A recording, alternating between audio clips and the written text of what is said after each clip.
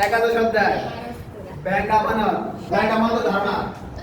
Bank বিভিন্ন হিসাবের মাধ্যমে জনগণের কাছ থেকে যে অর্থ সংগ্রহ করে তাকে ব্যাংক আমানত বলে।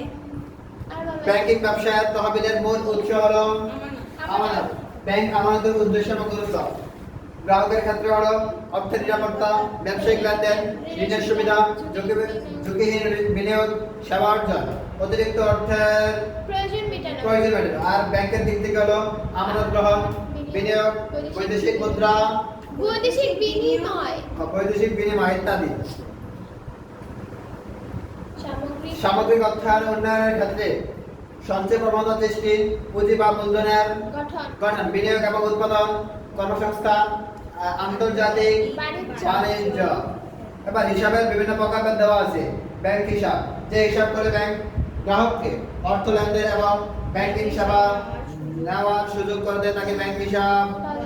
চলতি হিসাব: যে ব্যাংক হিসাবে দিনে যতবার ইচ্ছে টাকা জমা দেওয়া যায় আর উত্তোলন করা যায় তাকে চলতি হিসাব বলে। সঞ্চয় হিসাব: যে ব্যাংক হিসাবে যতবার খুশি ততবার টাকা জমা দেওয়া গেল কিন্তু সপ্তাহে দুবারের বেশি অর্থ উত্তোলন করা যায় তাকে সঞ্চয় হিসাব বলে। স্থায়ী হিসাব: যে ব্যাংক হিসাবে একটি নির্দিষ্ট সময়ের জন্য খোলা হয় তাই হলো স্থায়ী হিসাব। উল্লেখিত তিন ধরনের হিসাব ছাড়াও আরো হিসাব রয়েছে, যেমন স্কুল সঞ্চয় হিসাব, বীমা সঞ্চয় হিসাব, বৈদেশিক মুদ্রা সঞ্চয় হিসাব, ডিপোজিট পেনশন স্কিম, ঋণ আমানত হিসাব, রেসিডেন্ট ফরেন কারেন্সি ডিপোজিট হিসাব। এটাতে অব্রতে আর কি হয়ে গেছে, এটা হবে কি RFCD।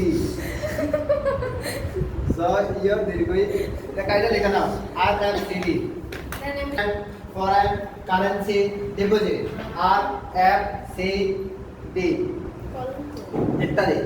ব্যাংক হিসাব খোলার ক্ষেত্রে গ্রাহকের কিছু বিশেষ বিষয় দেওয়া আছে। তাছাড়া ব্যাংক হিসাব কিভাবে খোলা যায় দেওয়া আছে এটিএম এর পুনরূপ কি? Automatic Taylor machine. Mobile banking কি? যে ব্যাংকিং সেবার মাধ্যমে গ্রাহক ব্যাংকিং লেনদেন মোবাইলের মাধ্যমে করতে পারে তাকে মোবাইল ব্যাংকিং। এসএমএস দেওয়া আছে, শর্ট মেসেজ সার্ভিস।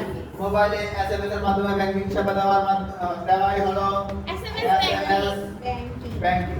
দেওয়া আছে ইন্টারনেট ব্যাংকিং, দেওয়া আছে এনি ব্রাঞ্চ ব্যাংকিং, দেওয়া আছে অনলাইন ব্যাংকিং সহ আরো তথ্য।